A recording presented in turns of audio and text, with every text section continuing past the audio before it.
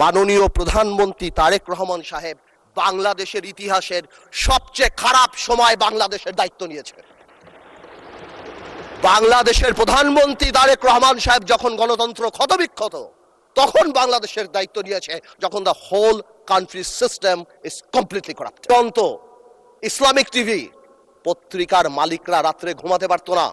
সামাজিক যোগাযোগ মাধ্যমে আমরা একটা ফেসবুকে স্ট্যাটাস লিখে 10 বার সেটা ডিলিট করতাম, চিন্তা করতাম এই বুঝি আইসিটি আমাদের ধরল কিনা।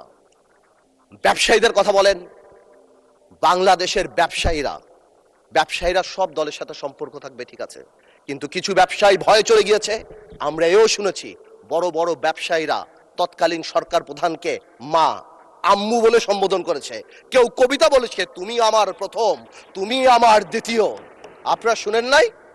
আমরা শুনেছি। হাউ ডিসগাস্টিং একটা দেশের সিস্টেম।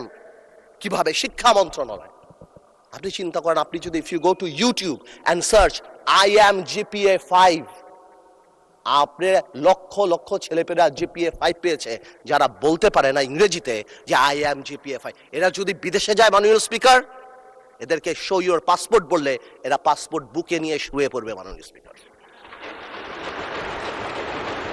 আমি এই কথাগুলি কেন বললাম? মাননীয় স্পিকার, আমি এই কথাগুলি এই জন্য বললাম, সিস্টেমেটিক্যালি এই দেশকে এমন ভাবে নষ্ট করা হয়েছে। এক, the young generation must realise যেটা আমাদের দোষ। We couldn't connect to them, we couldn't connect to the Gen Z generation and tell them what atrocity been going on. আমরা কি ট্রমার মধ্যে থেকে 17 বছর গিয়েছি। আরেকটা রিজন বোঝা দরকার যে মাননীয় প্রধানমন্ত্রী তারেক রহমান সাহেব বাংলাদেশের ইতিহাসের সবচেয়ে খারাপ সময় বাংলাদেশের দায়িত্ব নিয়েছে। বাংলাদেশের প্রধানমন্ত্রী তারেক রহমান সাহেব যখন গণতন্ত্র ক্ষতবিক্ষত, তখন বাংলাদেশের দায়িত্ব নিয়েছে যখন the whole country system is completely corrupt.